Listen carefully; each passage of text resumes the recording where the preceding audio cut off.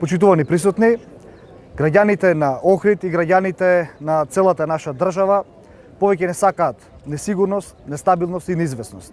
Напротив, сакаат напредок, економски раст и економски развој.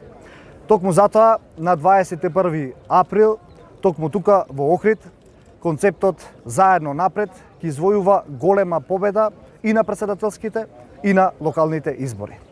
На овие избори се спротивставуваат два клучни концепта. Едниот концепт на Стево, концепт на напредок, и другиот концепт на уназадување кој го предпочита господјата Силјановска. Стево Пендаровски го развива и го промовира концептот на сигурност, стабилност, на безбедна држава, на напредок, на евроинтеграции и на влез во НАТО алијансата.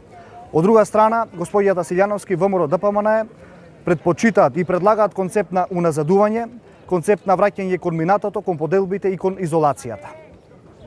Нас ни е повеќе од јасно и убедени сме дека граѓаните ќе изберат напредок наместо уназадување и интеграција наместо изолација. Впрочем, тоа го потврдуваат и сите истражувања на јавното мислење, поддршката за Стево и поддршката за нашиот кандидат тука во Охрид, Константин, расте од ден на ден. Сите релевантни анкети потврдуваат дека Стево Пендаровски и нашиот кандидат во Охрид во првиот круг ќе извојуваат голема предност, а во вториот круг голема, огромна победа.